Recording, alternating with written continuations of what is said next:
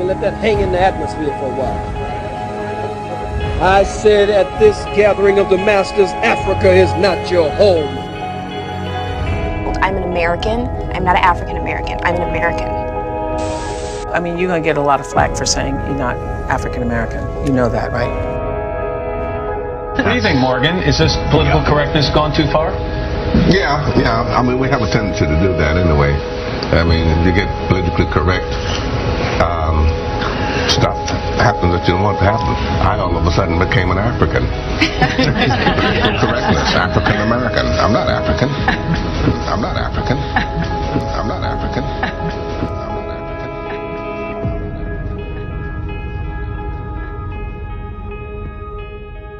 We are black.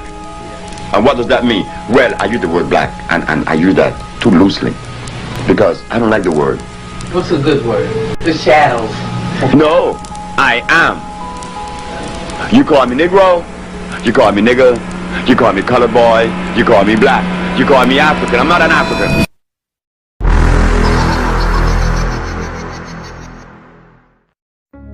For well over 500 years, dating back to the 13th century, as historically recorded across the world, indigenous Aboriginal Niji of Turtle Island were called a variety of derogative terms by visitors, exchangers, colonists, traders, and settlers, mainly due to outsiders being unfamiliar with all of the indigenous Niji's multiple native languages.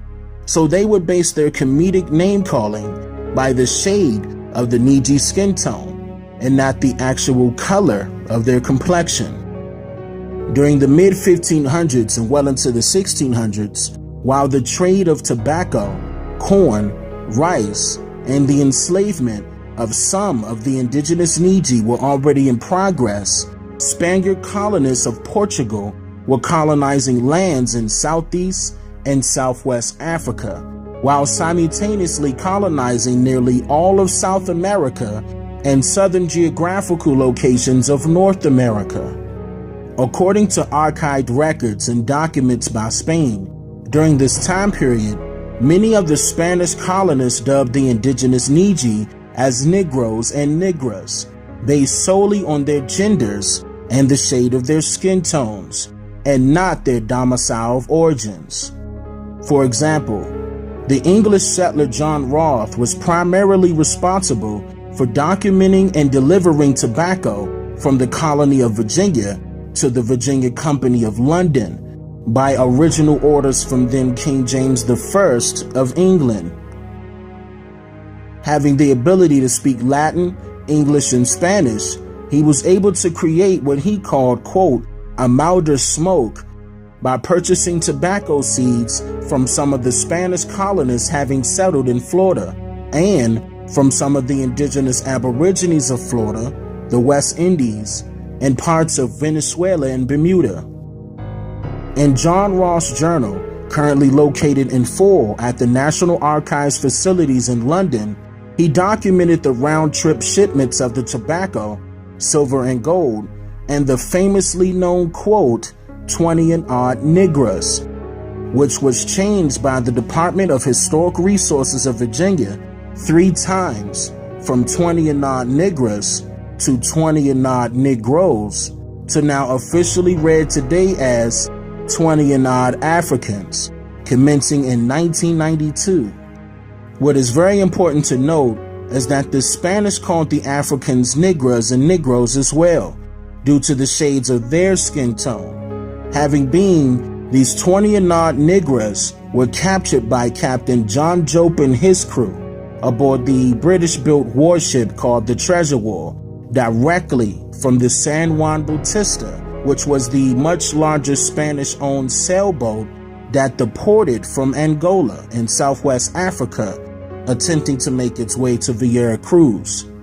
Now, I shared more information concerning this topic in both documentaries called The Untold Truth about the African slave trade, but I mentioned all of this to share some of the history of the complexity surrounding the multiple derogative terms that were used to label the indigenous Aborigines of America. So now you can understand the confusion that was designed through the format of eugenics, to make it seem as if the Africans and the indigenous Niji, or rather the indigenous people of Turtle Island, which is now known as North America, are one and the same when they're not. And this is where the mistake stimulated from. In the year of 1790 and beyond, census enumerators allegedly went from town to town, city to city, and door to door, deciding who was of what race and documented their families they meet as such. These unsupervised federal employees had a mammoth amount of influence on indigenous Aborigines genealogy records, still to this very day. In fact, what the census takers informally documented on a sheet of paper was literally based on their mere individual opinions, and then later deemed as official records that were sacrosanct, leading to hundreds of years of the census takers' ideas of race being considered as official historical records of information throughout America. What's very important to note is that these census takers were provided instructions, and they recorded the ethnic category of various family members based on their perception of the family when they visited. So, if you are attempting to find and interpret data about your family's history, these results can be confusing, especially if one census they are deemed as all other free, or slaves, or free persons of color, or mulatto, and even black. In most early census years, there were no categories for Indian at all, while in others, free people of color were recorded all in one group. More about this in my documentary called The Untold Truth About the Classifications of Race, but I said all of that to say this. Where your family fell into a race classification category was solely up to the individual census taker of that particular area, not your family members.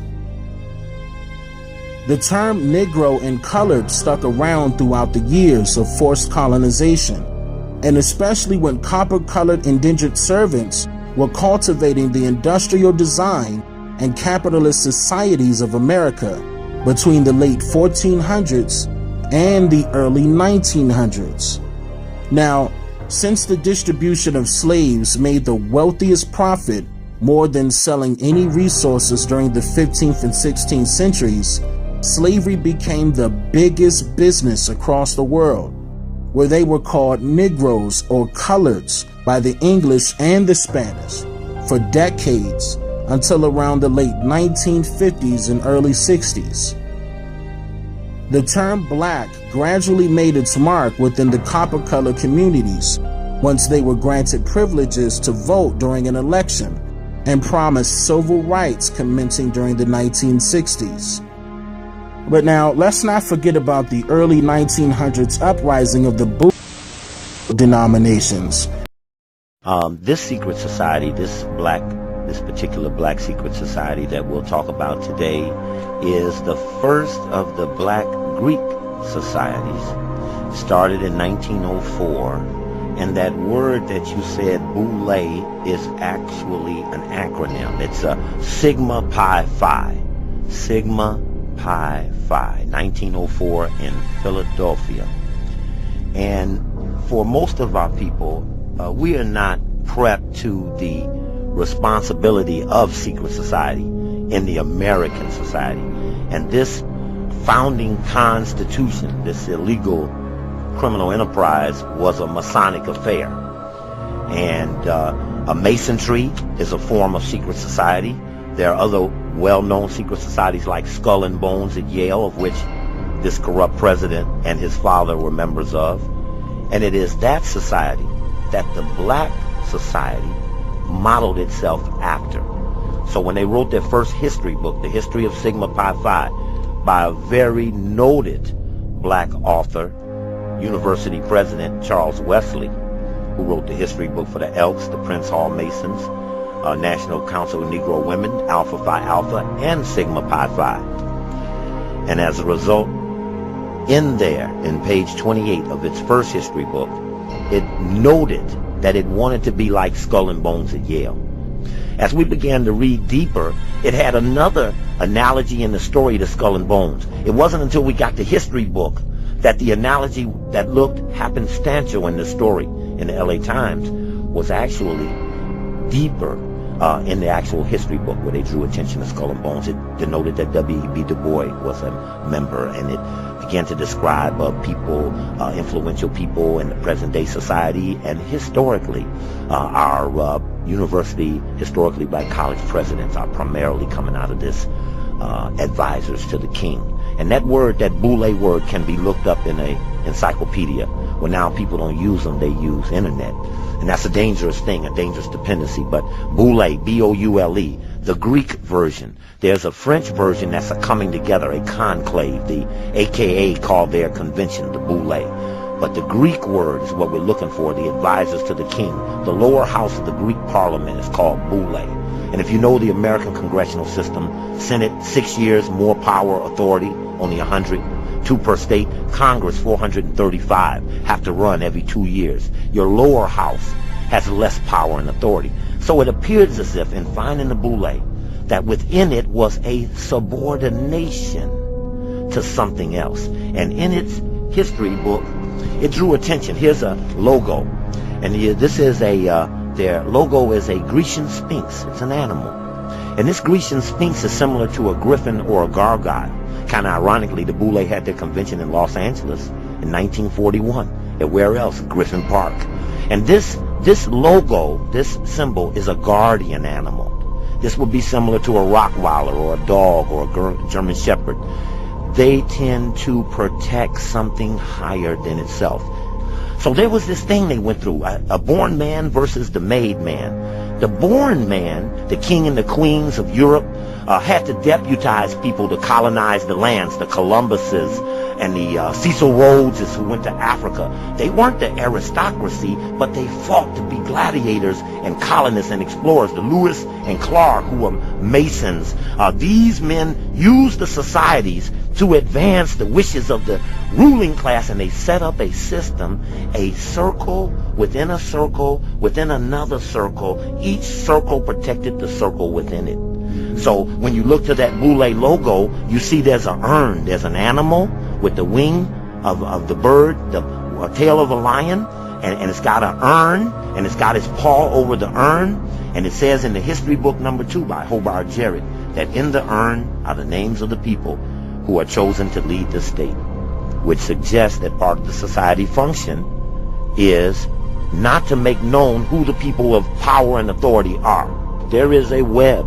There is a web. They're sports. They're the media.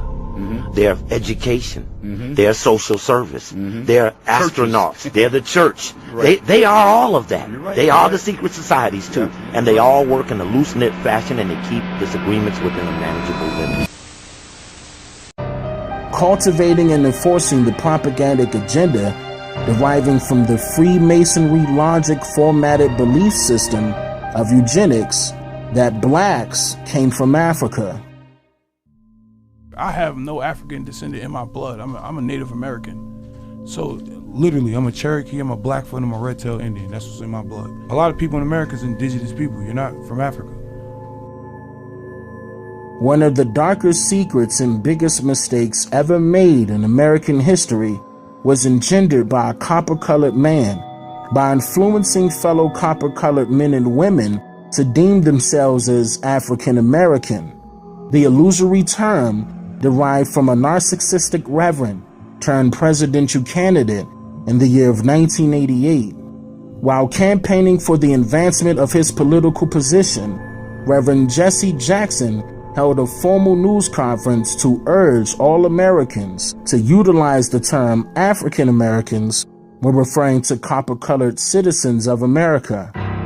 In an interview about the term African American, Jackson stated, quote, "It puts us in our proper historical context. Every ethnic group in this country has a reference to some land base, some historical culture base. African Americans have hit that level of cultural maturity." The term African American, to refer to all people of color, was endorsed only since 1988, but was against the desires of the majority of the people of color. In fact, the term was endorsed by only 5 people, including Reverend Jesse Jackson and Ramona Etlin leading the charge as a result of a gathering called the African American Summit, without the input of the majority of the people of color in America. Author Avis J. Smith went to the district court in Washington, D.C. to stand against this term, as well as against the notion that a small group of powerful individuals should be able to compel the masses into adopting it. So, who sanctions language? Who creates and enforces the wording that we use day in and day out? And do these people actually have the authority to do so? Because here's the problem with that. The term African American is not a legal form of racial classification. As a matter of fact, neither is black. Both terms were promoted as if it would make the American colored people feel equal to those that are classified as white by the census. The so-called blacks or the so-called African Americans are the only ones that actually believes that the 13th or 14th Amendments were established into the Constitution in their favor. But yet, neither amendment clearly mentions anything about blacks or African Americans being granted citizenship to this country, nor full rights as an American citizen should have.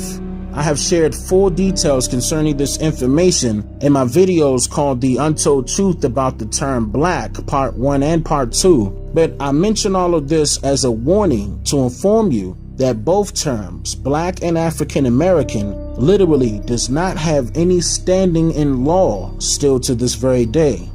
In fact, coloreds or Negroes are the only people who were not lawfully allowed to learn anything before and sometime after their enslavement, except for the industrialized religious belief system of the many denominations of Christianity that was brought to the ports of our lands by the Europeans in the 17th century.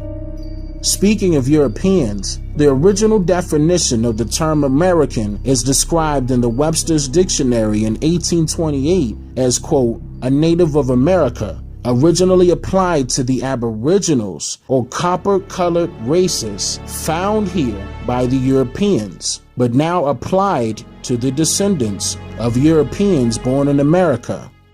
The Aboriginals are also the only people in this country who were dehumanized by what is called the law of the land. The entire world benefited from the enslavement of the indigenous Aboriginals. And still to this very day, those people that have benefited from the enslavement of our ancestors has said and did absolutely nothing about it systematically. So when they tell you to go back to Africa, is it because they want this land all for themselves? Is that what they mean by making America great again? Or is it because the U.S. Census defines the classification of white as a person with origins of either Europe, the Middle East, or of North Africa? And that's where they originally derived from. So who should be called African American now? The Aborigines were deemed to be subhuman, little more than animals, which was to justify not only the theft of their land, but their extermination. An edition of the Encyclopedia Britannica, still in circulation when I was at school, described them as only an animal of prey, more ferocious than the leopard or the hyena. He devours his own species. So they were hunted and raped and massacred. And few doubted at the time that genocide was official policy. A government report in the 1850s spoke of the success of poisoning Aborigines, 100 of them laid out at a time. But until quite recently, little of this was even acknowledged. In Tasmania, the Aborigines were said to have died out. In fact, they were hunted along with kangaroos and almost wiped out. In New South Wales, by 1845, the tribe who had watched Captain Cook sail here into Botany Bay was reduced to 3 women and a man. In Victoria, an Aborigine called Old Mr. Burt recalled this story told by his mother. They buried our babies with only their heads above the ground. All in a row they were. Then they had a test to see who could kick the babies' heads off the furthest. One man clobbered a baby's head off from horseback. They then spent most of the day raping the women. Most of them were then tortured to death by sticking sharp things like spears up their vaginas until they died. They tied the men's hands behind their backs, then cut off their penis and testicles, and watched them run around screaming until they died. One of the most enduring myths about the Aborigines is that they did not fight back. In fact, the war of resistance lasted more than a century, some of it here on the banks of the Hawkesbury River, north of Sydney.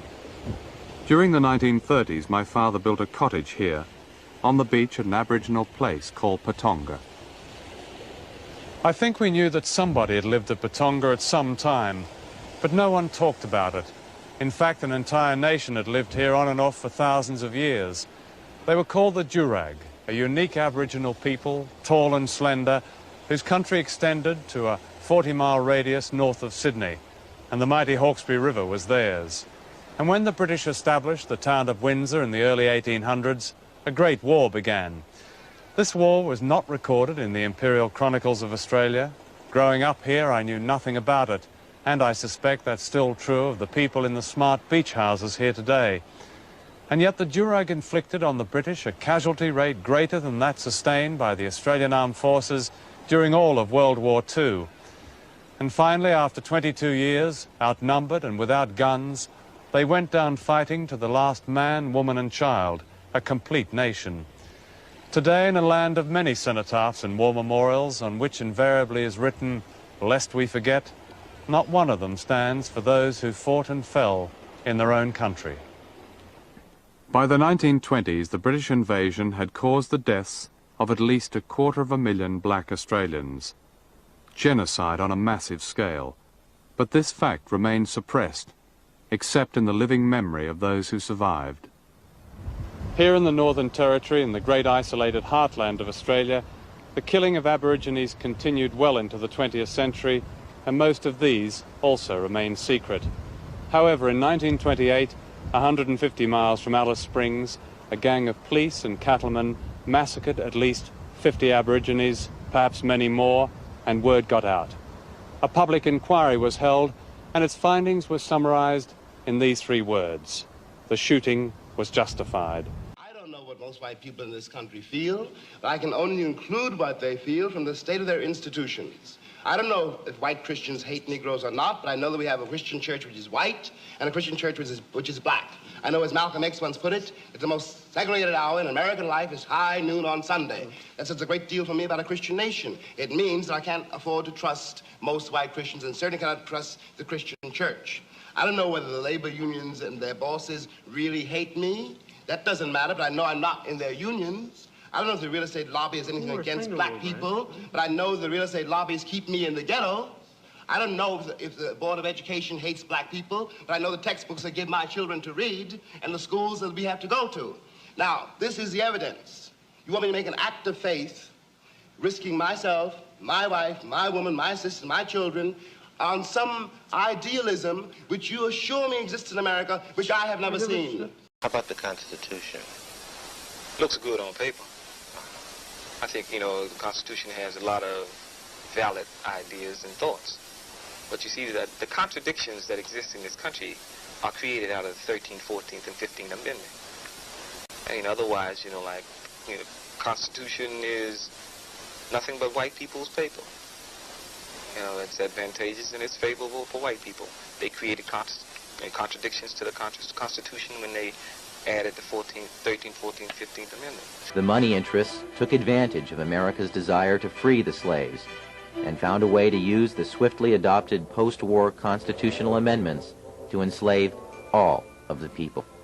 The deceit is in the wording of both the 13th and 14th Amendments. You will note that the 13th Amendment provides that neither slavery nor involuntary servitude shall exist within the United States. But why the emphasis on involuntary servitude? Isn't it the same thing as slavery? Sure it is. But they had to mention the concept of involuntary servitude because they wished to retain another type of slavery, voluntary servitude. Voluntary servitude is an ancient and established concept. It was the way serfs became subjects to their lords during feudal times in England and other European countries. It was a way for free men to earn a living at a time when all property was held by a select few, and thus anyone who wanted to farm and support their family had first to agree to be subject to a lord of the land. Our forefathers hated this concept and designed our Constitution to exclude titles of nobility, making all Americans sovereign. The 14th Amendment turned the intention of the founders on its ear by making voluntary servitude a requirement for former slaves to gain the rights already guaranteed to free-born United States citizens. When the slaves were released from their involuntary servitude following the war, their status was changed from that of being property to that of being a person. But being a person still entitled them to none of the rights associated with citizenship. So the 14th Amendment ostensibly was written to provide the former slaves with the same constitutional rights of free-born American citizens, but only if they agreed first to become subject to the jurisdiction of the corporate United States. Making oneself paramountly, that is, first subject to the jurisdiction of the laws of the United States, however, limits access to parts of the Bill of Rights, as we'll explain in a moment. But first remember, anyone who voluntarily subjects himself to the laws or jurisdiction of another is, in every way, obligated to abide by the terms of any contracts or laws established by whomever establishes the rules of the contract.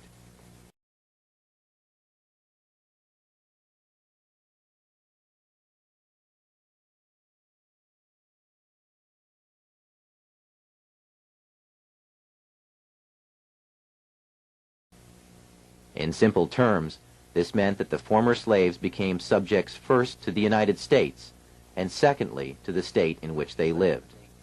They had no sovereignty whatsoever. This status had never existed in the United States prior to that time. The 14th Amendment created a new class of citizenship in the United States, a second-class citizenship. She'll be back in a few minutes. She said 2 minutes. So look at that. Who do you think pays her hospital bills? I don't know. I do. You can ask her. I pay her hospital bills. She's a foreigner. She come over here. She gets sick and fat and obese, and she can't do anything. She can't work, but I have to pay her bills. You see what I mean? Am I fat and obese? I go to work every day. I pay taxes. Okay.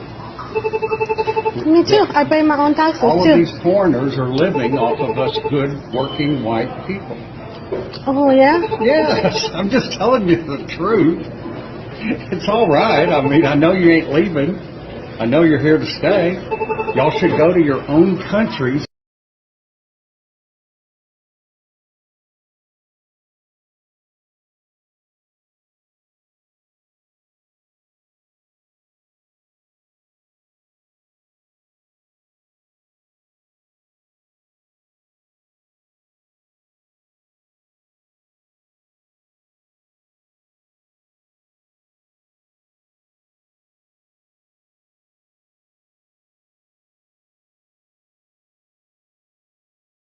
And fix up your own country and try to get your own country to be a Okay, sir, I don't want to hear that anymore. That's it.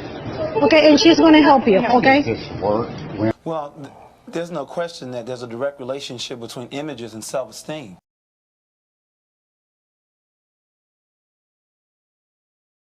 I mean, it goes all the way back to Tarzan, to Superman, to Rambo, to Batman, to even painting the image of Jesus Christ as white.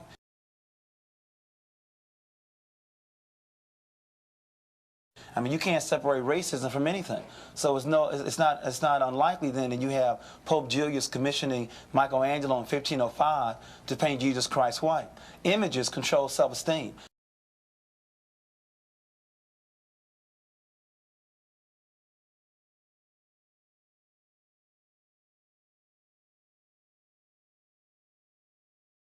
Abraham Lincoln found out very early, when you have 300 slaves on a plantation and one master, it takes a lot of work. Why don't you let them go? But don't teach them who they are. Control their history. Control their images. Then you won't have to watch them. Whoever controls the mind will also control the body. See, America, in terms of where she goes and like who she controls, a whole sphere of influence is diminishing. America is fighting on about 5 or 6 different fronts right now. Latin America, like Africa, Middle East, and Vietnam, and here domestically. So I think that, given the system and given that it operates off the military-industrial complex, which means that war is profitable and that, like General Steel, USS Steel must make steel for tanks to hire people, to give people jobs so they can spend the money to buy other goods. The very fact that the system operates off that principle means that when the man comes back, when the man is run out of every country, then it will become necessary to wage war in his own country.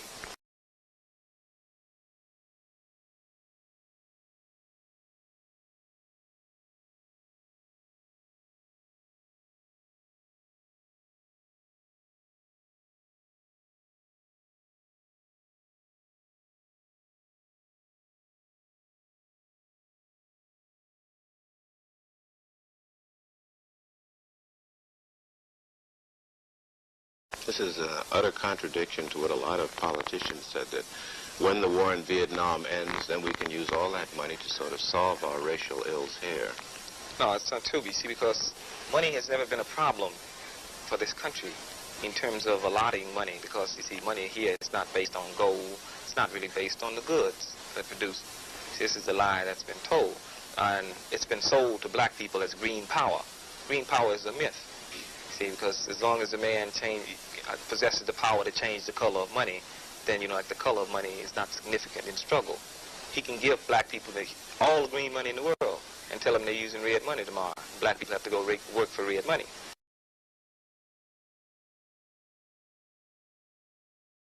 In terms of what he did to the international monetary system, now, the United States has a budget, annual budget of $800 billion. They had only $12 billion worth of gold. In terms of their foreign spending, it exceeded the quantity of gold that they had in this country. So France was putting pressure on the United States by demanding payment in gold from paper currency.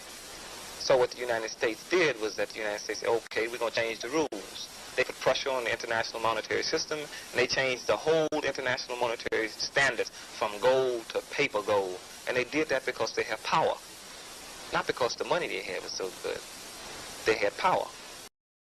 I did talk about the founding fathers and I live in the state of South Dakota, right? And I grew up there. Yeah. And I see Mount Rushmore. Mm-hmm. The 4 founding fathers, one of them anyway. Right. Yeah. Jefferson, Washington, Lincoln, and what's the other one? Roosevelt, right. Modern day founding father. Right. Well, each of them we can name, we teach our children. It's like, okay, George Washington, he's the village burner. He ordered his army, Continental Congress Army, to go and kill every Indian that has a village up and along the Missouri or the Mohawk River, mm-hmm. and in the state of New York in this area. Any right. native, mm-hmm. and you put a bounty out on them, and you give them, the males the bigger bounty, and if you get them, bring the skins here. And we go on and on and on. Jefferson also called hunt them down like the wolf. He excluded Native people as he was writing and stealing the words from the Iroquois people. Teddy Roosevelt nationalized over 52 million acres to make national parks, and he took those away from reservations in the early part of the 1900s. Mm-hmm. Something that belongs to the people, and Trump said that. This revolution is about you. You are what empowers it. You are the future, and we're going to get out of your way and let you have your destiny, have your dreams. And we understand America's special in that destiny, and that as America goes, the rest of the world goes. Washington envisioned all of this in his farewell address. He saw this in Providence, in a vision, and now it's all come true. The enemy knew that, so that's why they always invoke the occult. Don't talk about God or Christ. Don't talk about Providence. Don't say, America is great and all this stuff, to demoralize us not to have this birthright, this birthright, this birthright, this birthright. Who's left? Lincoln signed the Emancipation Proclamation the same day he signed this country's largest mass execution of 38 Dakota men for supposedly stealing a cow that wandered onto their given reservation boundaries. And then the Dakota said, oh, we're sorry, we didn't know, it didn't have a brand, and we thought it was on our own. We were hungry, we were starving at the time. So the Native people gathered about 40 other skinny cattle as well, and gave it to the one farmer. That one farmer wanted justice. He says, I want the man, I don't want the cows. So all of them said, I am guilty. So the army came down, and that's when that sort of war came along. And in the end, over 500 were indicted. So Lincoln signed, well, let's only hang 38 of them. They all hung at the same time in Mankato, Minnesota. They were shackled and chained together. They had hoods on them. The women began wailing and weeping. One of the prisoners in a loud voice said, Namach umpo metakwepi, hear me, my people. Today is not a day of defeat. It is a day of victory. For we have made our peace with our Creator and now go to be with Him forever. Remember this day to tell our children so they can tell their children that we are people who died a noble death. Do not mourn for us. Rejoice with us. It's a good day to God.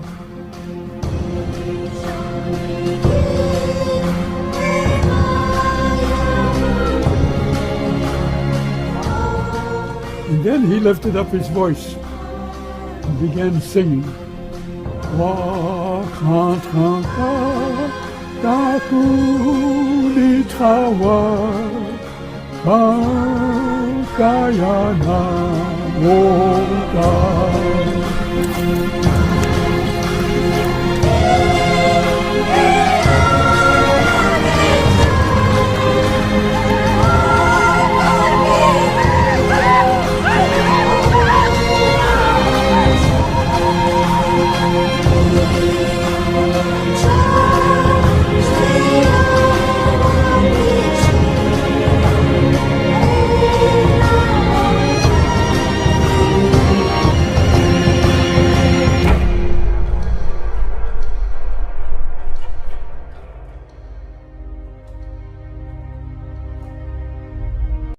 So these are, the ideas that people are holding up as, well, forget about what we did to the Indians or the Native people. Let's hold what this freedom and caring for loving our fellow men is based upon. This birthright. But let's not talk about the tree roots people. Let's talk about what we can change as far as grassroots movements is concerned. This birthright. We're not concerned about having a graveyard still under the U.S. Capitol building with the Lenape bones, the graveyard still on that hill of where the U.S. Capitol building. Let's not talk about that. This was a burial mound sacred to the Indians. It's still there. It's proven. It's still there. So people want proof. Anything I say can be picked up in a book. This birthright. Ignore. Just refuse to publish any facts of African history that don't go along with our racial theories. We need to create a religious and a scientific doctrine so that African slavery won't appear that bad after all. What we need to do is flood the world with new African histories that contain our European perspectives only. Well, my theory was, I wrote the paper in 1969. I wrote a paper called The Crest Theory of Color Confrontation and Racism. And the sole reason behind writing that paper was an attempt to understand the behavior of white people in relationship to all people of color, every place in the world, black, brown, red, and yellow people. And the paper was presented to the Americans at the National Medical Association, the section on psychiatry in neurology, because back in 1969, the Black Caucus in the American Psychiatric Association, we had said that racism, and when we talk about racism, we're talking about the white supremacy behavior of white people. That racism was the #1 mental health problem in the nation, and it was the #1 cause of other mental health problems. And I wanted to understand what this thing of racism really is all about, because it's the thing that has caused woe and misery and suffering for the vast majority of the people on this planet that are classified as non-white. And in my attempt to understand why the necessity of white people to keep saying that white is superior and that the condition of non-white is inferior. And the more I thought about it, in conjunction with an idea that a friend of mine had, that racism was a worldwide behavioral system for the maintenance of white supremacy by a small minority of people. I put those ideas together with what we know about genetics, what we know about the condition of skin whiteness itself. The condition of skin whiteness is the genetic inability to produce skin pigment called melanin. This is a genetic recessive trait. It is a genetic deficiency state, not as defined by Francis Welsing, but defined by geneticists and dermatologists, that the inability to produce the skin pigment of melanin or melanin pigment is described as albinism. And I think that white people, even though most white people are not consciously understanding their problem in genetics, they are certainly aware that they are genetically dominated by people of color. That's why it was a statement, one drop of black blood makes you black, because people of color have the genetic capacity to annihilate white people. And so unless white people control the reproductivity of people of color, then we can postulate that perhaps one day there won't be any white people. And I think that the very survival of white people necessitates that they project genetic inferiority on people of color, because it is they who really are aware that they are genetic recessive and perhaps genetically inferior to people of color. And I am not saying this to call the condition of skin whiteness to say, well, no, white people are inferior. I'm not saying it for that purpose, but I think that it is of prime importance for the majority of people in the world to understand why it is that white people have to, the effective majority, large numbers of white people, have to move in a hostile and an aggressive way against people of color, and have to constantly focus on it's you who's genetically inferior, because they realize that there's something wrong with their genetic status. Start renaming people and places. Replace African names with Arabic and European names. This will disguise their true black identity. Let's change the criteria for defining race. For example, one drop of Negro blood in America makes you a Negro, no matter how light the skin. But now let me say, this chart that I held up a moment ago is very important in respect to this question of why I think there may be what proves a basic difference. But I'm going to say that if there were not a basic difference in intellectual capacity in the past, there probably will be a basic difference between black and white intellectual capacity in the future, simply because of the reproduction patterns. And these are Census Bureau data, and this is the most threatening aspect. And what it indicates is that for the black women of the lowest intellectual social class, which are rural farm women, generally the education is least, the average number of children is 5.4. For women with college degrees, it's 1.9. And so this is definitely unfavorable. It is reproducing far more at the bottom end and not enough to keep even at the top end. Dr. Shockley, can for you whites, explain? let me just finish this. For whites, the numbers are also in this direction, but nowhere nearly as severe. Dr. Shockley, I think that in all fairness, you should explain to the audience why it is that you have, first of all, you have a very large segment of the black population who are on farms, who are deprived in cities. Why don't you explain at the time that you're showing this, who is keeping black people in a situation like they're in? I mean, it could be, you could turn it around the other way, where you could have very large numbers of black people who are exposed to educational opportunities like white people, who are exposed to housing, who are exposed to health facilities. Why don't you explain that at the same time that you put figures like that? I'm sure you would explain it. No, but Yes, when reporting ancient African history, reverse the standard. No matter how dark the skin, woolly the hair, or thick the lips, you don't have to be a Negro. When black contribution to civilization is too obvious, let's find a way to attribute it to outside white influences. When all the ancient historians contradict your theory, we'll just discredit them.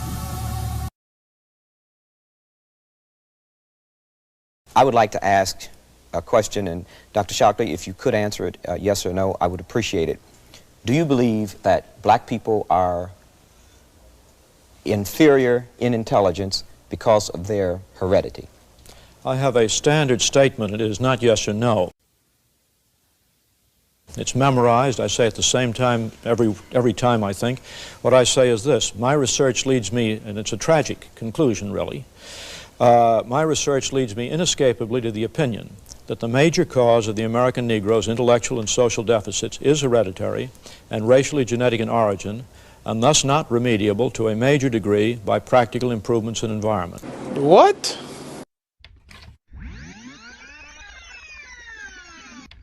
A major cause of the American Negro's intellectual and social deficits is hereditary and racially genetic in origin, and thus not remediable to a major degree by practical improvements in environment. All right, if you believe that the position relatively of black Americans to white Americans is based on a genetic inferiority, and I will accept the responsibility for that word, then what do you see as the solution to the problem? Well, I see the first aspect of this is to prevent the problem from becoming worse by dysgenics. This first word that Would you that translate I mentioned. dysgenics for me and the audience? What I Would that be sterilization? No. Dysgenics, you see, means what that other chart I showed you says.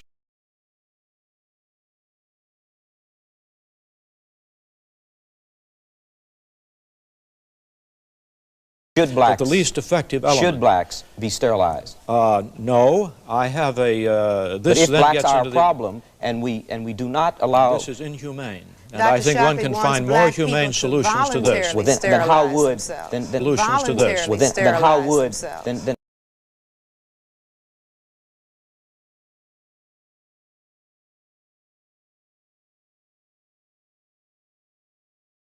So you don't have a record, or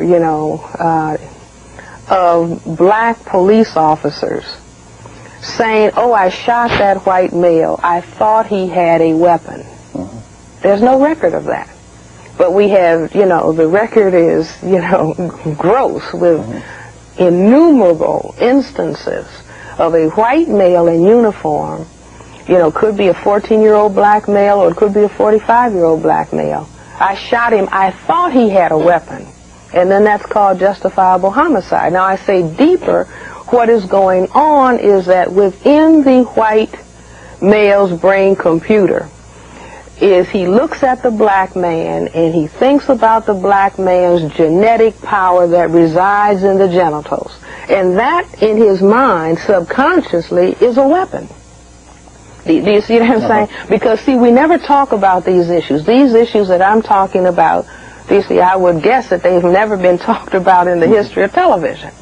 You see, to talk about what is actually going on around this issue of fear of genetic annihilation.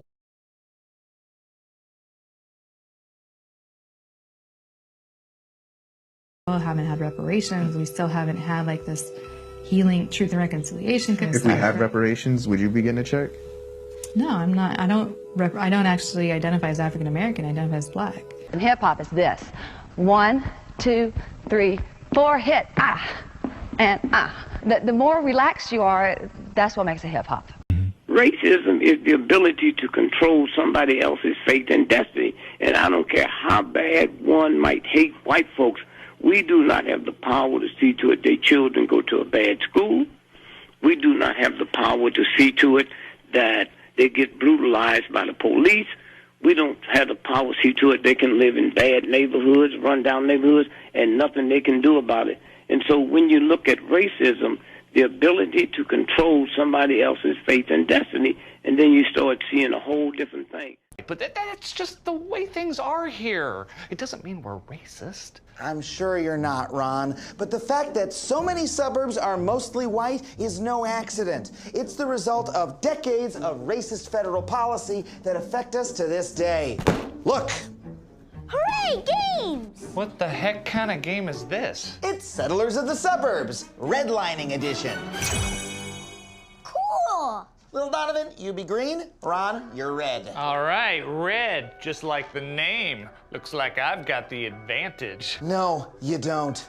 See, in the 1930s, as part of the New Deal, FDR created loan programs to help Americans finance their homes. But to decide who got those loans, the government created color-coded maps in which green neighborhoods were good and red neighborhoods were bad. This practice became known as redlining.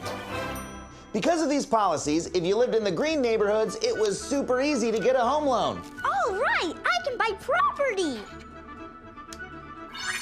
But for folks in the red areas, no loans were available. I can barely afford rent with this.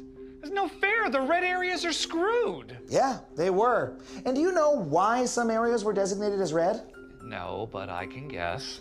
Those were the neighborhoods where African Americans and other minorities lived, and redlining systematically prevented them from getting home loans. You know, man, all bitches are the same, just like my hoes, you know. I keep them broke. Wake up one morning with some money that's subject to go crazy, you know. I keep them looking good, pretty, and all that, you know, but no dough. When I get a bitch, I got a bitch. Ooh, right on. Remember that Mac the bear? Yeah. Tried to steal one of my bitches. Yeah, I called him up on the telephone. I said, hey, man, come on over to the pad and let's rap a taste on it, you know? So when he comes over, I told her to give him a little taste, because she sure as shit wasn't getting none from me. See, that nigga wanted the honey. All we wants is the money. Well, I know what I'll do. Just take my little guy and put him in the green neighborhood. Sorry, that's against the rules. Early suburb developers like William Levitt instituted explicitly racist policies. Levittown homes must not be used or occupied by any person other than members of the Caucasian race. I want every white person in this room who would be happy to be treated as this society in general treats our citizens, our black citizens. If you, as a white person, would be happy to receive the same treatment that our black citizens do in this society, please stand. You didn't understand the directions. If you white folks want to be treated the way blacks are in this society, stand. Nobody's standing here. That says very plainly that you know what's happening. You know you don't want it for you.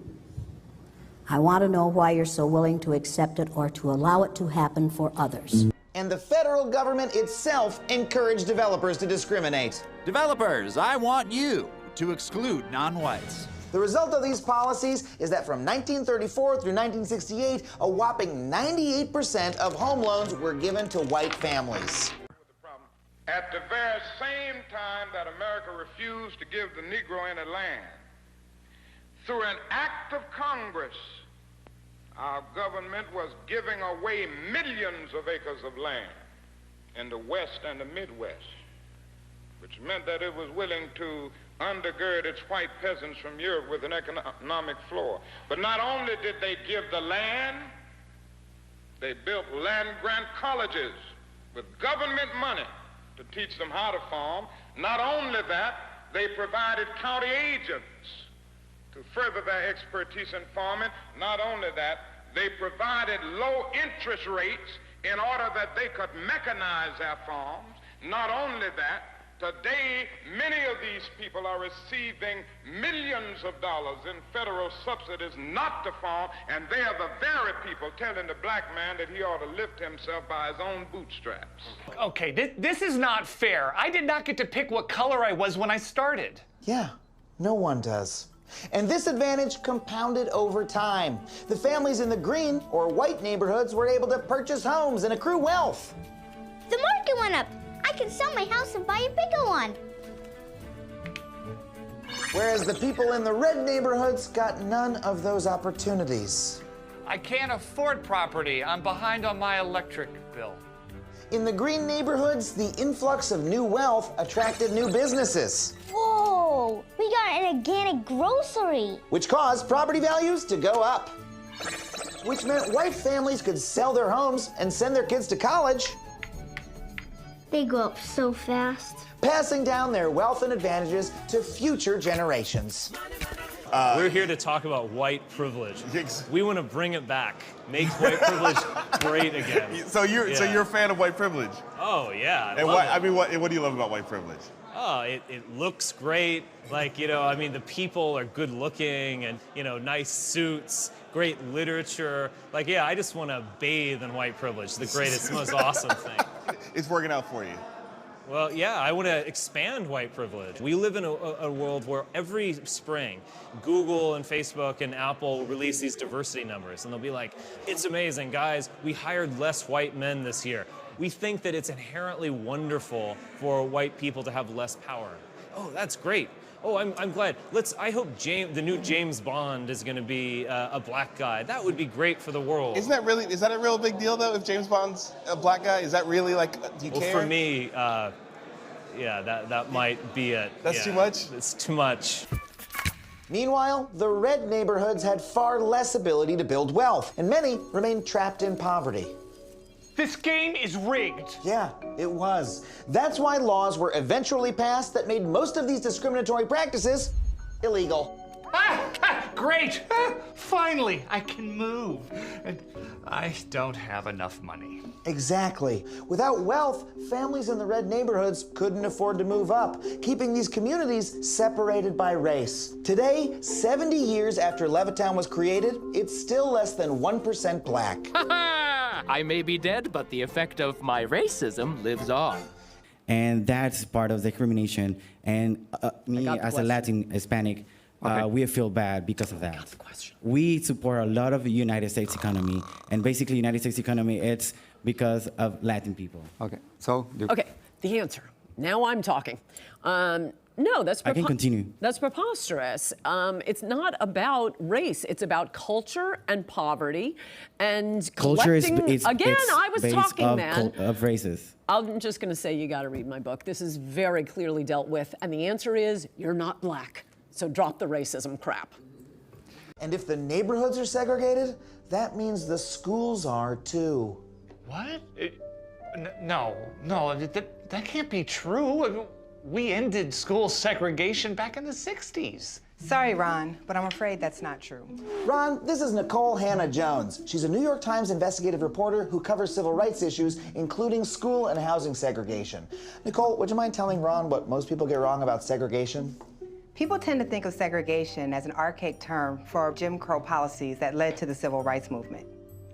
But the truth is that black children are more segregated in schools now than at any time since the 1970s. And in the U.S., schools are largely funded by property taxes. Since property values in the white neighborhoods are so much higher, their schools get way more money to spend on things like facilities, teachers, and supplies. On the other hand, predominantly black and Latino schools are massively underfunded. They're less likely to have AP, science, and math courses, and they're the least likely to have experienced and qualified teachers. So you want to live in a white-only country? Not necessarily white-only, but a country that is clearly based on a European model in which whites will basically remain the overwhelming majority in perpetuity. The truth is, Lil Donovan doesn't just go to the best school, he goes to a segregated school. No. This is a direct result of decades of redlining policies enacted by our own government to build the suburbs. Highways that were built to make access to the suburbs easier for white Americans were often run right through black middle-class neighborhoods, destroying them. What happens with Asians? What happens with African Americans? What happens with Latinos? What happens to my You presented me with a very limited view of the United States. You're saying the United States is a place anybody can come and turn it into anything you want, and the people who built this country and established its institutions, if they glimmer away, so what? You are promoting a process that will reduce my people to a minority. You want more power for Latinos. That comes at the expense of my people's power. People in the past were the worst. It's not just the past. Banks still regularly charge black homebuyers higher rates on loans than they do white homebuyers, even when they have the same credit. Worst of all, black and Latino home seekers still experience 4 million incidents of illegal housing discrimination every year. But you can't discriminate against them simply because you... Of course, anyone should have the right to discriminate against anyone he wishes. And the point is... But not by the law, Mr. Taylor. You can't do that. I think the law is absolutely incorrect. Do you feel that whites are superior, are more intelligent than blacks? I think, on average, whites are more intelligent than blacks, and North Asians are more intelligent than whites. How can you say that? How can you think otherwise? Mr. Taylor, what evidence would you have to think that a pygmy is, on average, is just as intelligent as a Dane? Why would you think that? The entire record of history is completely consistent with the assumption that black Africans are less intelligent on average than Asians or Caucasians. That's absurd. That's repugnant and absurd. Repugnant to you? Yes, of course. Why would you even entertain the possibility that on average a pygmy is as intelligent as a Japanese? The comparison that you are trying to make, it is simply impossible because of historical circumstances, because economic conditions, because of the moment. More excuses. But, I mean, I didn't do any of that stuff. I'm not racist, and I worked hard to get this house. Of course. But without realizing it, you've also gotten a leg up from America's history of racist housing policies. The suburb you live in was built on a foundation of segregation. We have to be willing to say to all those who are non-European, we wish you well, but this territory is for us. And sorry, we have the right to be us, and only we can be us. So you want me to leave?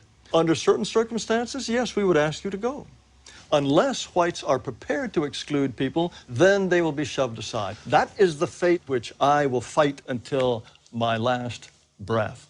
My definition of racism is as follows.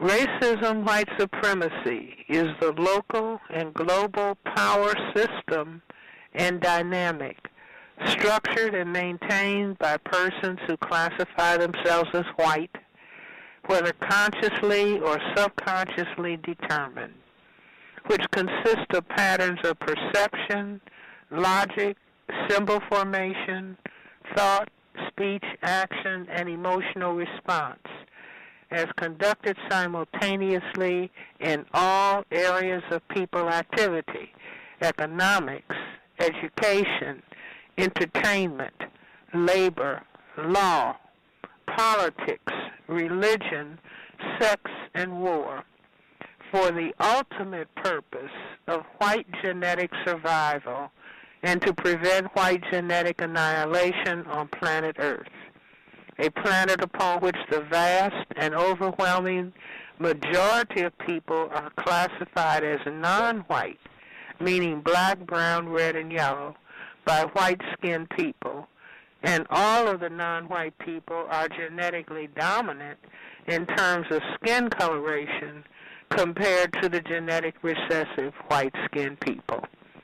So that's my definition of racism, white supremacy. The spirit of life is almost non-existent in the perceptual reality of the society that we're in. It's almost non-existent. They got religion, they got civilization, you know, they got military, they got politics, they got all education, they got all the stuff, but they don't have the spirit to live. I want you to listen to this man speak. His name is John Trudell.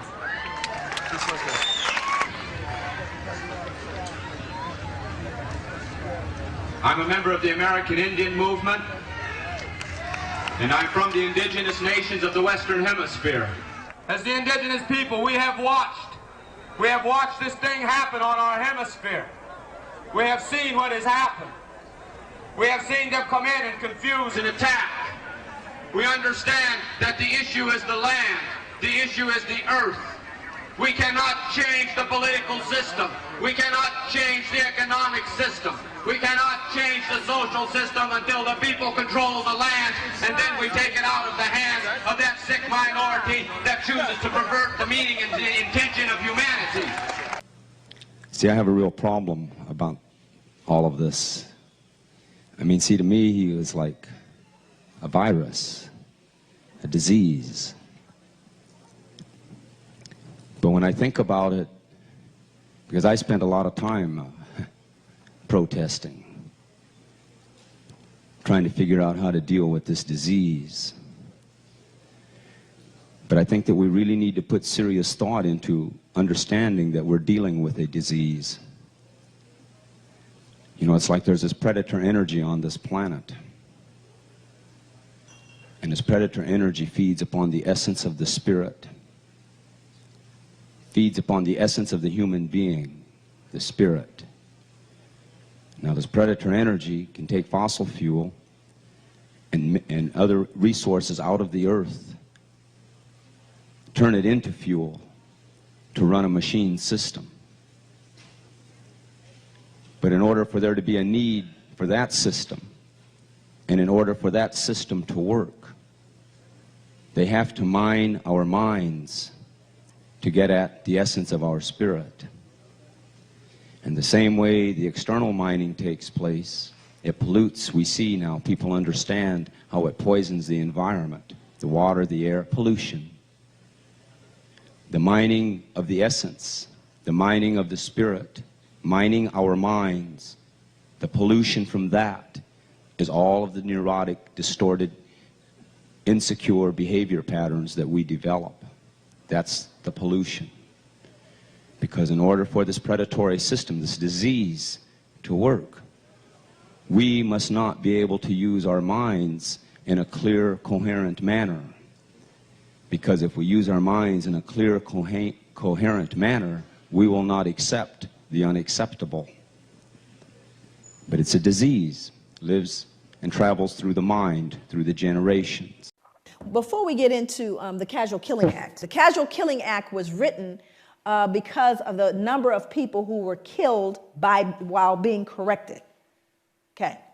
And if any slave resists his master, owner, or other person by his or her order, correcting such slave, and shall happen to be killed in such correction, it shall not be counted felony, but the master, owner, and every other person so giving correction shall be acquitted of all punishment and accusation for the same, as if such accident had never happened. So that means that if you happen to be correcting someone and you beat them to death, you know how hard it is to beat someone to death? I mean, I thought about that. I said it happens so frequently that they created a law so that you wouldn't feel any what? No guilt, because you were simply correcting them. It wasn't your fault. So I went back to look at who was beating folks to death. I wanted to know. And it was white women. White women were beating black children to death. That's who was being beaten to death. But it wasn't her fault. She was just correcting them. You see, what we do is we rob ourselves of our own humanity when we refuse to look at this stuff. We rob ourselves of our humanity. And that's what people didn't know happened. Going forward, one more. Then you had the mental health folks. This is how we got in. We got in to try to fix it. In the early years of the 19th century, a physician named Samuel A. Cartwright argued that two particular forms of mental illness caused by nerve disorders were prevalent among slaves. One was drapetomania, which was diagnosable by a single symptom: the uncontrollable urge to escape from slavery. So now what we've done is we've now pathologized your desire to be free. Must be something wrong with them. Keep trying to free themselves. And again, it would be funny if it weren't in journals. You see, all of this is to remove the cognitive dissonance. Let me tell you, that's the wrong question. Okay, what's the right question? How do you feel? Not you, Charlie Rose, right. But don't you understand that the people who do this thing, who practice racism, right, are bereft? There is something distorted about the psyche. It's a huge waste, and it's a corruption and a distortion. It's a profound neurosis that nobody examines for what it is. It feels crazy. It is crazy. And it has just as much of a deleterious effect on white people,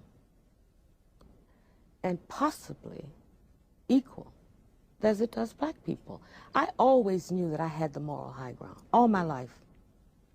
I always thought those people who said I couldn't come in the drugstore and I had to sit in these funny places, I couldn't go in the park. You felt morally superior to them I from did. day one. And I thought they knew that I knew that they were inferior to me morally. I always thought that. And my parents always thought that. You said your father was racist because he always felt like he was superior. That's right. He always felt superior. And that was a form, you know, of defensive racism.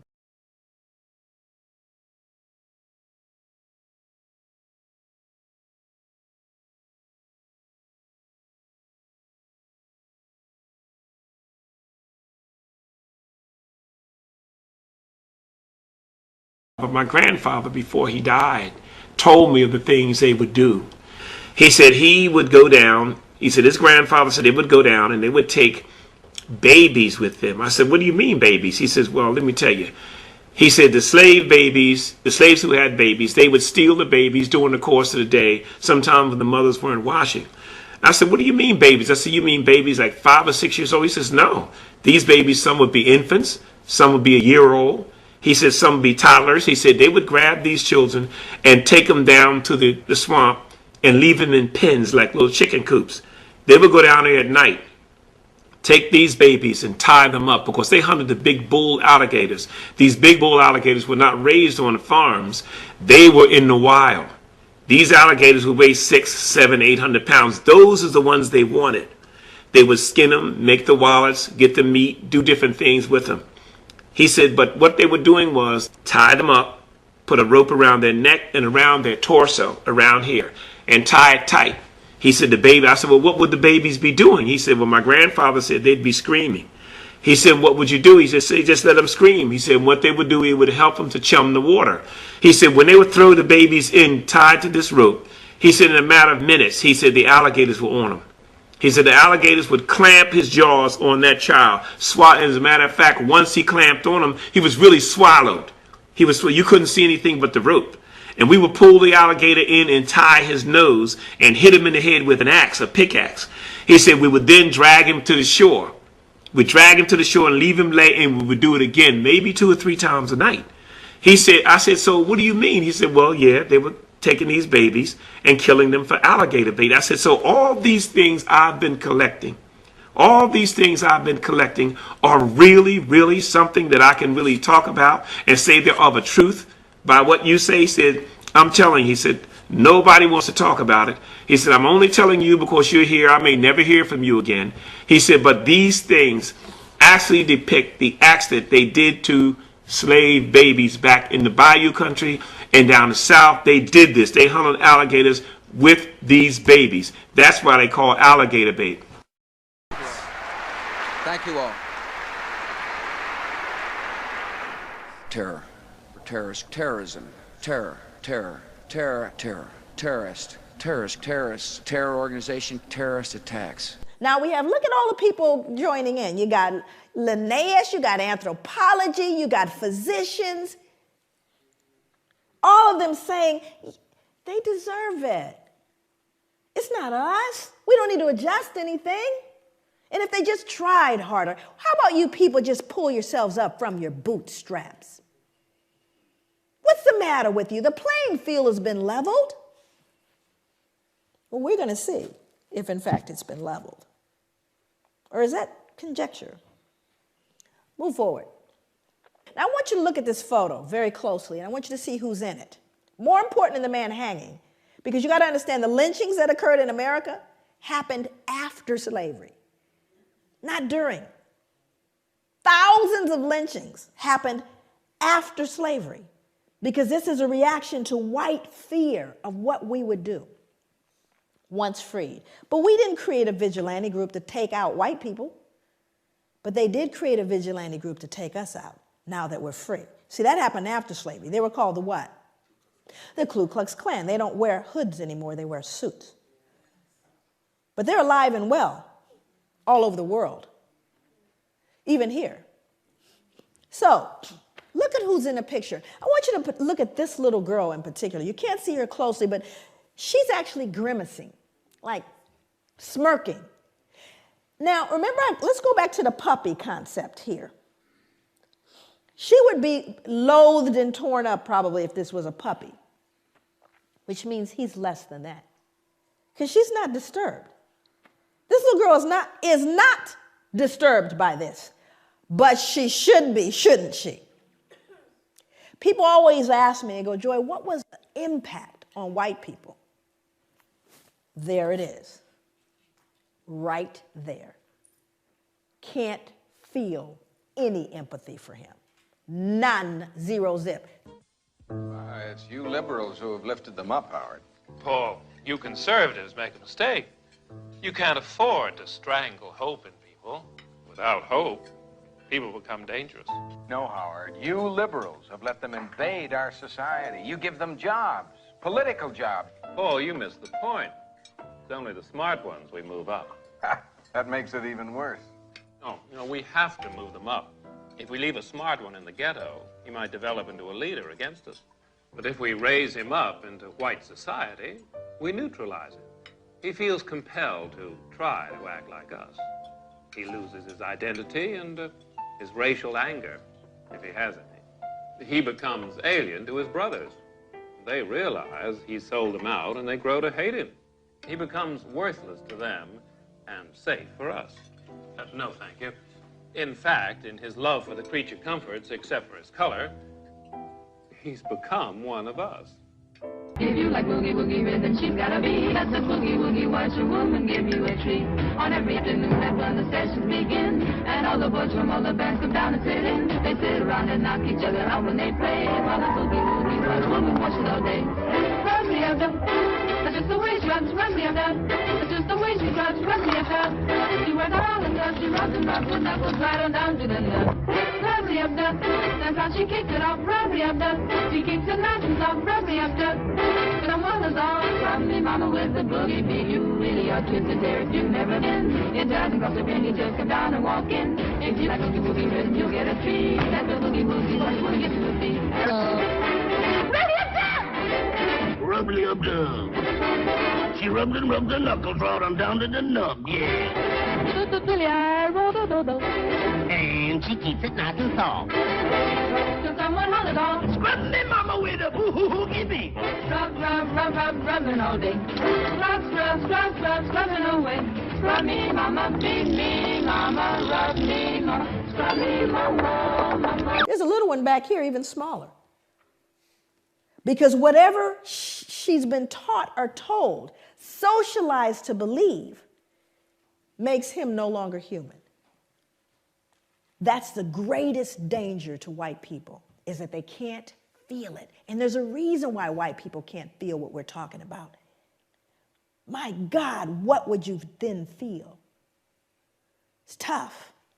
So I've got to believe, oh, it's all over now. It's not my fault. I don't benefit. It's not a big deal. Let's move on. It's not all of those things. But we don't say that to Jewish people. I dare you. But you have to understand, when you unearth this one, that's what we did to our children. See, Lyndon Johnson, he can always raise an argument about law and order because he never talks about justice. But black people fall for that same argument, and they go around talking about lawbreakers. We did not make the laws in this country. We are neither morally nor legally confined to those laws. Those laws that keep them up keep us down. You got to begin to understand that. For 400 years, she taught you white nationalism, and you lapped it up. You taught it to your children. You had your children thinking that everything black was bad. Black cows don't give good milk. Black hens don't lay eggs. Black for funerals, white for weddings. That's white nationalism. Santa Claus. A white honky who slides down a black chimney and comes out white.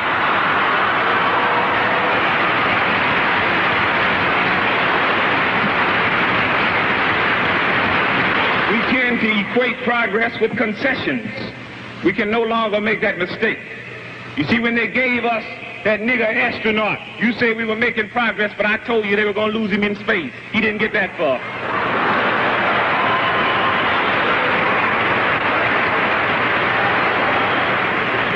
You put Adam Clayton Powell in office and you couldn't keep him.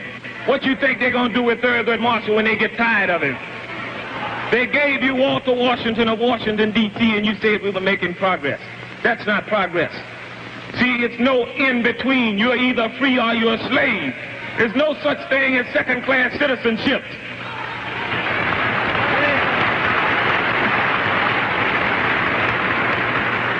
That's like telling me you can be a little bit pregnant.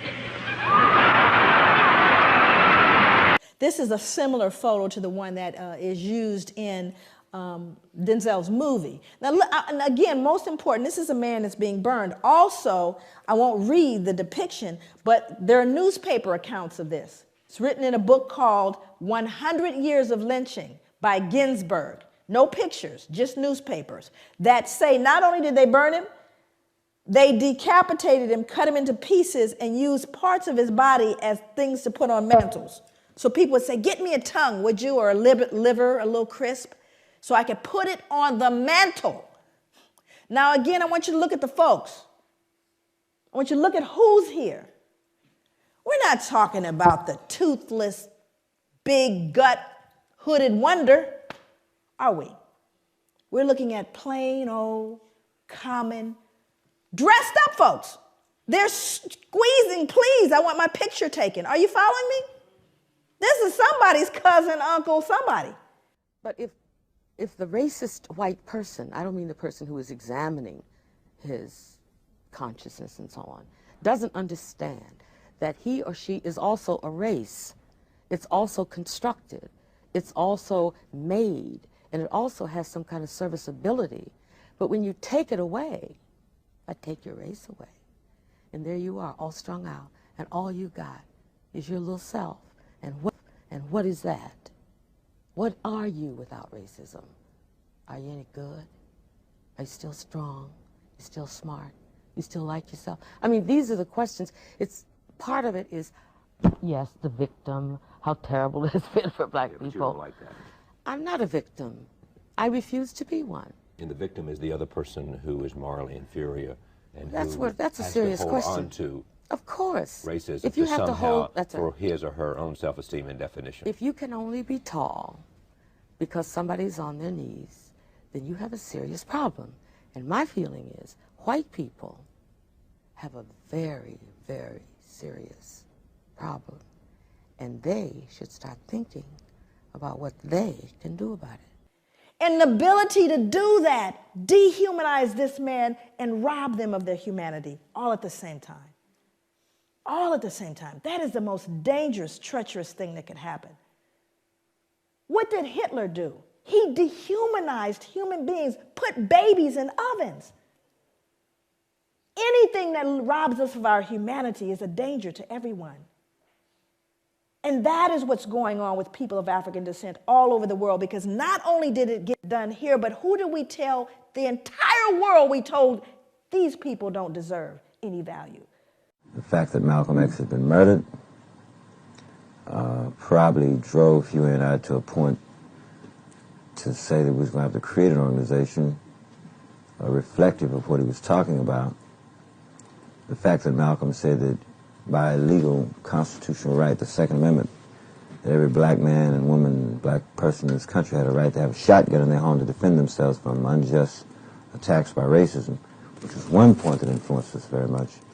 But what influenced us even more was Malcolm's emphasis that we must have a political organization that dealt most immediately with the housing and the clothing and shoes and food for the people.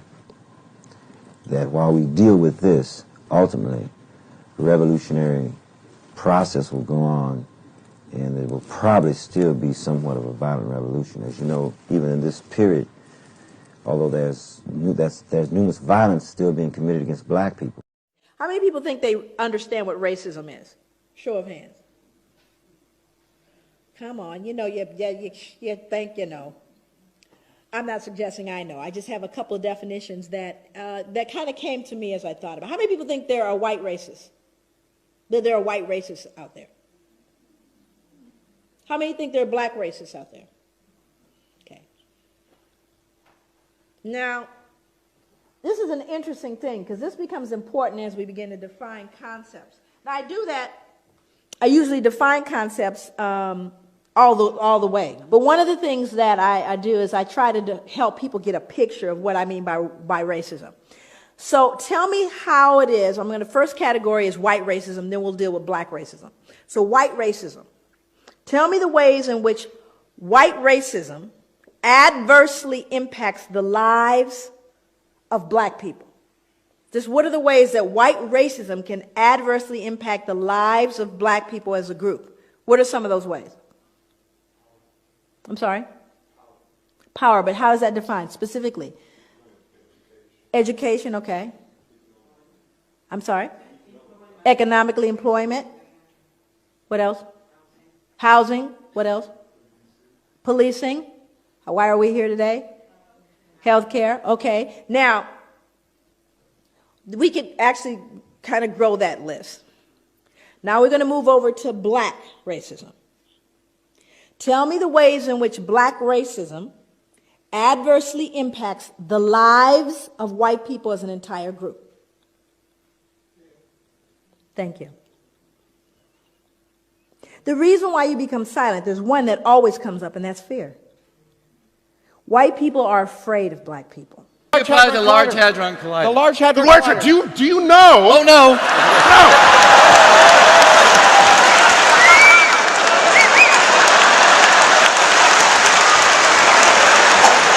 They are afraid of us. And it's a very interesting thing because black people know it. We know white people are afraid. But you have to start getting into the psychology. What are you afraid of? Why are you afraid? But it's an interesting dynamic. Now, also you see the difference in what racism is, do you not? Racism implies you have not just prejudice, but the power to do something with that prejudice. Now, I don't like you, not only that, but I'm going to control whether you can get, I may say I hate you. I hate white people. I hate them. It's not going to change you getting that, loan when you go to the bank. I can hate you all the way to the bank. Not going to change. Do you see the difference? That whereas white racism says, not only do I not like you, but I'm going to change the impact of where you can live. Go ahead. What's your question, please? My question concerns, you blame it on the white man on how we came over and take your land. I don't understand when the Japanese are coming over and they're buying it, and that's okay. I don't see what this is about the Howleys coming over. You come over to our country and buy up our land too. It works both ways. I don't see how you can have this rallies and everything against the white man. This is America, Let me just say something to this call. This is not America. This is Polynesia. Our country was stolen. That's one of your problems. You're ignorant, woefully ignorant. I am very active against Japanese ownership of our land. I have testified repeatedly at various commissions and at the legislature in opposition to any foreigner owning Hawaiian land. But you, caller, need to learn about Hawaiian history and about where you are. And that attitude that you have is the same attitude that Joey Carter has. You think you are in America. You are not in America. You are in a colony that is in Polynesia that was forcibly taken, just as, I might add, all of Eastern Europe was forcibly taken by the Soviet Union, which Americans think is a very, very bad place. The bad, bad Soviet Union. Well, the bad, bad United States of America took Puerto Rico, it took Alaska, it stole Indian land, it took Hawaii, it took Guam, it took Micronesia, Palau, and you had better learn that history because you are the recipient of an imperialist tradition. 500 years we have had to fight and resist and struggle against the oppressor who has come. They called us Indians and said that we didn't have any rights. They called us Indians and said that we were no longer people. They called us Indians and they used their manifest destiny mentality to justify their genocide against us. In the 1960s, the FBI launched what it called the COINTELPRO program, the counterintelligence program. And essentially it was a program within the FBI to infiltrate the civil rights movement and to destroy it from within and from without. I'm going to determine with that racism where your powers are. You following me? And I'm talking about as a group, not an individual, because people said, I remember when my uncle didn't. I'm not talking about your uncle. I'm talking about the whole group. I'm not talking about an incident. That's a difference. But white people are afraid. So let's get into how this fear impacts criminal justice. Because if white people in this room are afraid of black people, guess who else is afraid of black people? Only they have guns. We have to understand that we're talking about our survival and nothing else. Whether or not this beautiful race of people is going to survive on the earth. That's what we're talking about. Nothing else. Nothing else.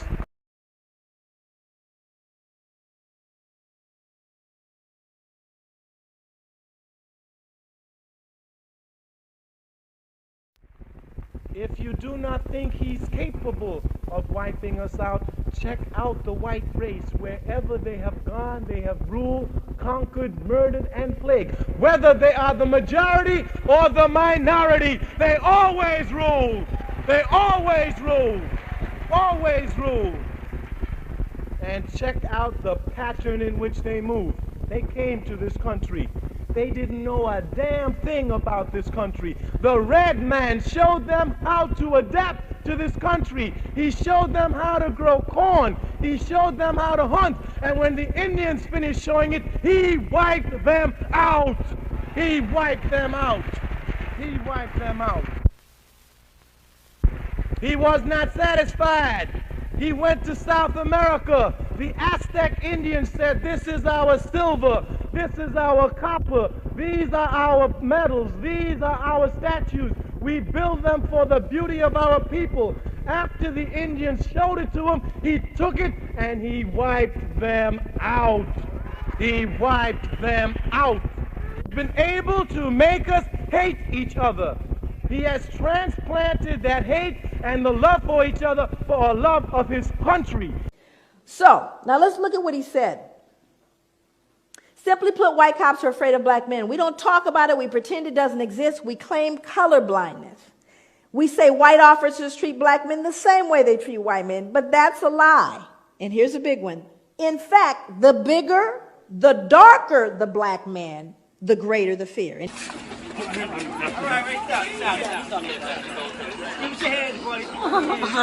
your hand behind your back. Any big black men in here? You got a big old bullseye on you, even if you got the suit on. And it's the truth, because statistics bear it out. The African community knows this. Hell, most whites know it. Yet, even though it's essential, if not the defining ingredient in the makeup of police racism, white cops won't admit it to themselves or to others.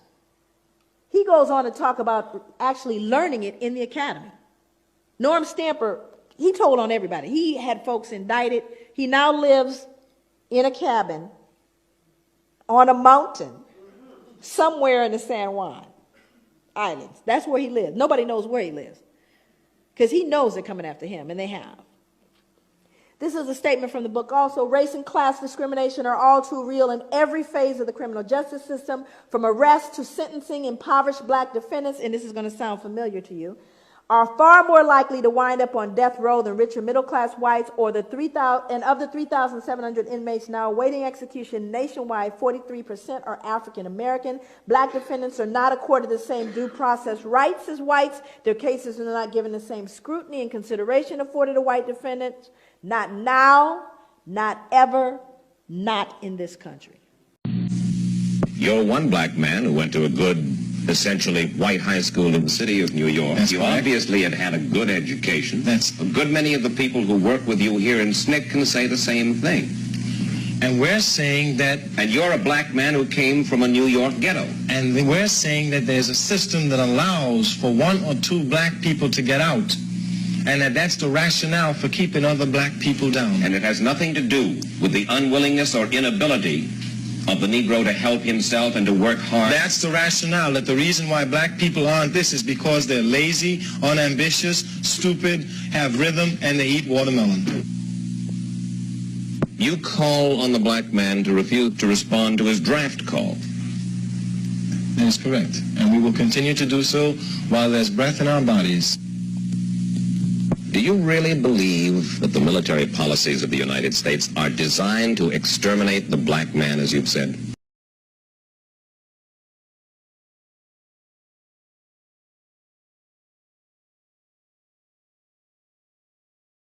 I most certainly do. I look at the recent statement by racist McNamara, who says that 30% of the people that are going to be drafted now under his new system are going to be black people. And that's nothing more than black urban removal. The white liberal who supported civil rights for so long with time and effort and money, what is your feeling about him? Well, I think that there's no reason why they should stop supporting the movement now. I certainly feel that if they're genuinely interested in black people, and since black people have charted a course, they believe in that program, they will continue to give to it. They need more white people to civilize whites. They need them to civilize the savages in Cicero. who throw rocks and bricks at a peaceful and lovable black man like Dr. Martin Luther King, who would not even hurt a fly. But that's very important, because our uncles and our fathers and our older brothers died in World War I fighting Nazism to protect the Poles, and those same Poles turn around and throw rocks and bricks at us after we died to save their lives. And people talk about we are savages. Mr. Carmichael, if you had the chance to stand up in front of the white community and say anything you desired, say to them, understand me, white man, what would you say? I would say, understand yourself, white man, that the white man's burden should not have been preached in Africa, but it should have been preached among you. That you need now to civilize yourself. You have moved to destroy and disrupt. You have taken people away. You have broken down their systems, and you have called all that civilization. And we who have suffered at this are now saying to you, you are the killers of the dreams. You are the savages. Yes, it is you who have always been uncivilized. Civilize yourself. They will be met with fire and fury like the world has never seen. He has been very threatening beyond a normal statement. And as I said, they will be met with fire, fury, and frankly power, the likes of which this world has never seen before. This is what the man said. It was dismal. But he doesn't believe it's possible in the current system. So what we have to realize is we need to be realistic about that. So what I have to do is teach my sons how to navigate this, do I not? Doesn't matter what I think and, oh, baby, you know, we are the world. No, this is real. You do have a bullseye on you. When you're in the elevator with the only white woman there, and you're the big black man, she's clutching her purse and she's worried. That's a reality. And if you startle her too much, it used to mean you get lynched. Matter of fact, I think she could scream rape now and you get taken down. So we got to understand here the educational program that you have to be able to figure out whether it will go on the right lines, where the people will end up in a situation where they can be able to really control themselves. You understand what I'm saying? With no education, the people that take this local foundation and start stealing money because they won't be really educated to why it's the people's thing anyway. You understand what I'm saying? With no education, you have neo-colonialism instead of colonialism, like you got in Africa now, like you got in Haiti. So what we're talking about is there has to be an educational program. That's very important. As a matter of fact, it's so important for us that a person has to go through 6 weeks of our political education before he can consider himself a member of the party, able to even run down ideology for the party. Why? Because if they don't have an education, then they're nowhere. You dig what I'm saying? They're nowhere because they don't even know why they're doing what they're doing. You might get people caught up in the emotionalist movement. You understand me? You might get them caught up in because they're poor and they want something. And then if they're not educated, they want more, and before you know it, they'll be capitalists, and before you know it, we'll have Negro imperialists.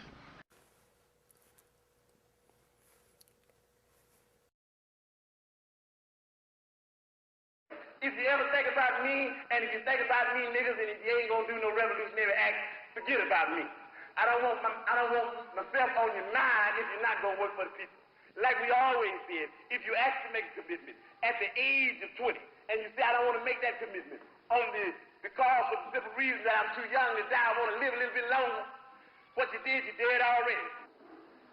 You have to understand that people have to pay the price for peace. If you dare to struggle, you dare to win. If you dare not to struggle, then goddamn it, you don't deserve to win. Let me say peace to you if you're willing to fight for it. Let me say it in the spirit of liberation.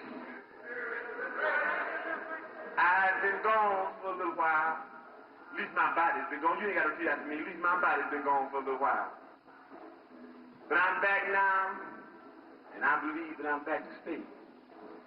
I believe that I'm going to do my job, and I believe that I was born not to die in a car wreck. I don't believe I'm going to die in a car wreck. I don't believe I'm going to die from slipping on a piece of ice. I don't believe I'm going to die because I got a bad heart.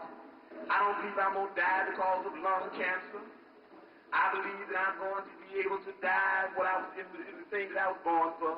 I believe that I'm going to be able to die high off the people.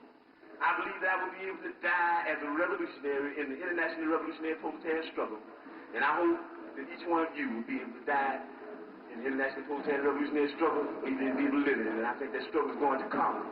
Why don't you live for the people? Why don't you struggle for the people? Why don't you die for the people?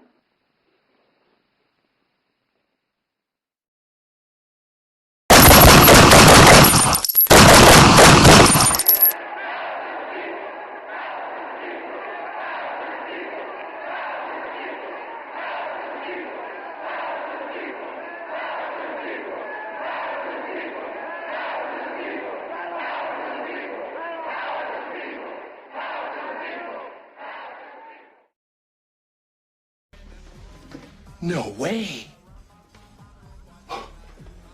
That's great. We landed on the moon!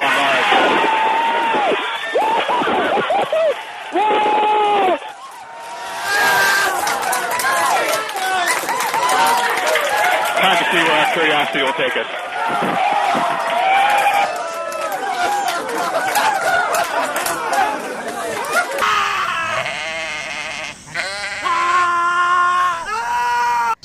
The same culture does not see any connection between the numbers and shape of its missiles, bombs, guns, and male genital apparatus, and the ever-increasing incidence of sexual violence, the highest level of violence being expressed in the act of rape. In the magazine India Today, Volume 2, Number 7, in August 1st through 15th in 1980, the North American edition, on one page there was an article on the epidemic of rape in India, and on the very next page there was an article on the development of missiles and other nuclear weapons of destruction by the subcontinent of India. The latter article was entitled, Soaring into the Space Age. Consciously, this page and subject association may be accidental, but unconsciously it is logical. India is one of the poorest countries in the world with mass levels of unemployment and starvation. Those black and brown men are feeling debased and powerless under global white supremacy, which they still fail to understand after centuries of colonization. In India, there is a massive mental disease of people hating their skin color and wishing themselves to be as white as their early white Aryan invaders. They are obsessed with the caste system based on skin color, with the blackest people looked upon as untouchables. They hate themselves and feel debased under white supremacy. Also, these non-white men have not discovered yet how to feed their people. Therefore, because of this debased view of self, they rape, just as the global white collective has raped the non-white women of the world and continues its rape of Black Mother Earth with weapons and pollution.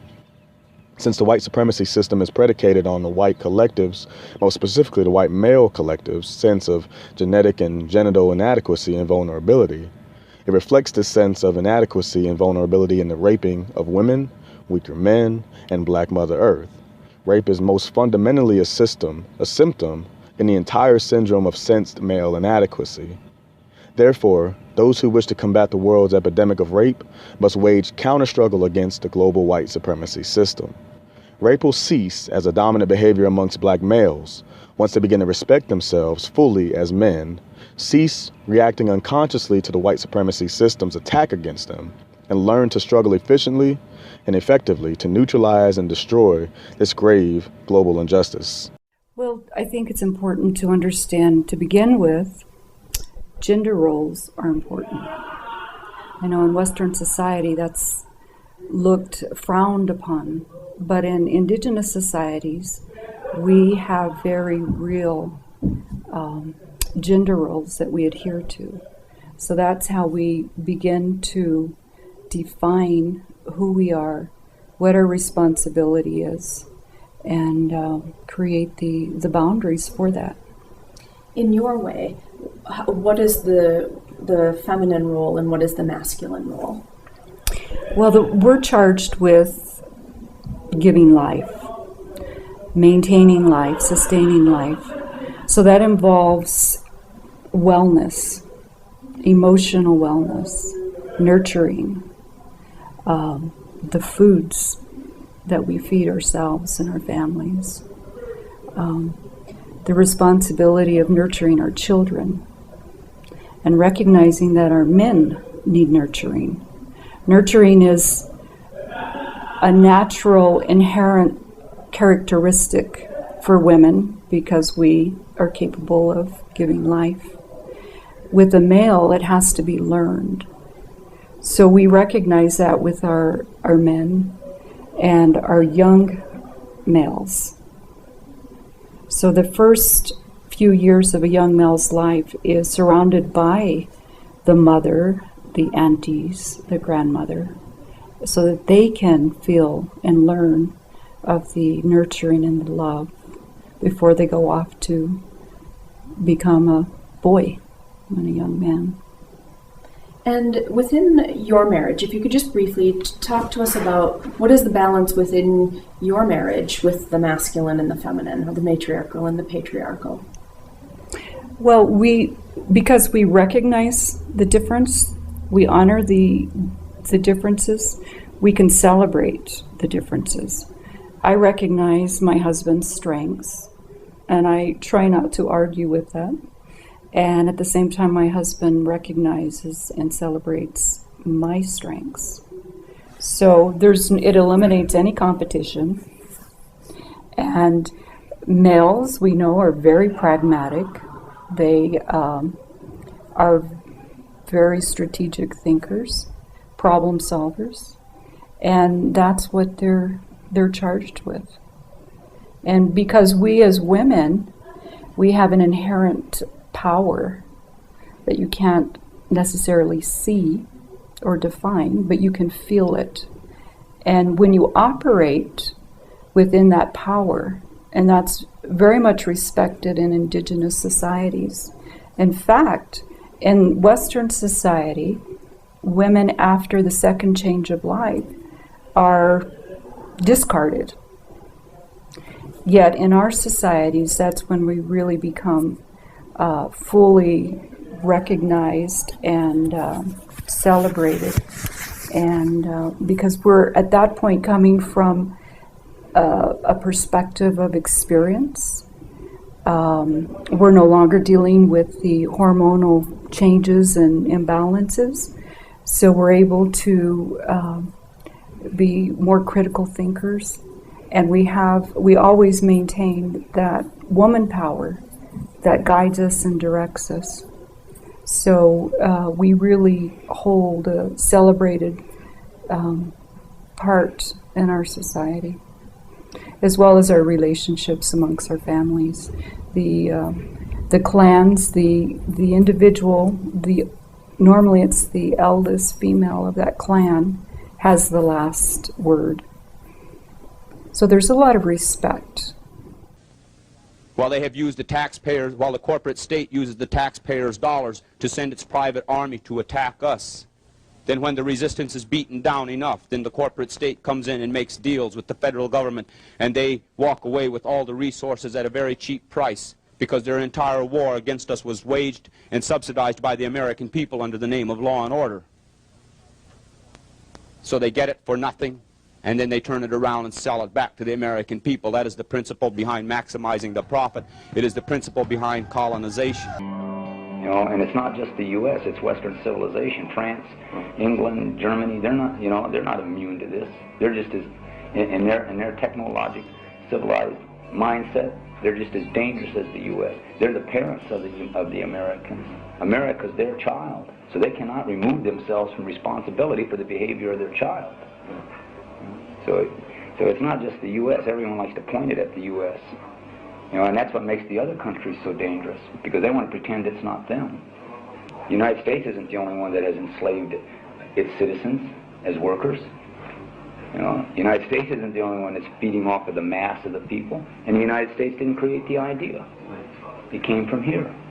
In the end, what allows this aggressive behavior to continue is the participation of the citizens of the democracies. You know, they'll turn around and they'll condemn the violence of their governments or other systems, but yet they'll live off of the fruits of it. Power is something that emanates from us, from the human being.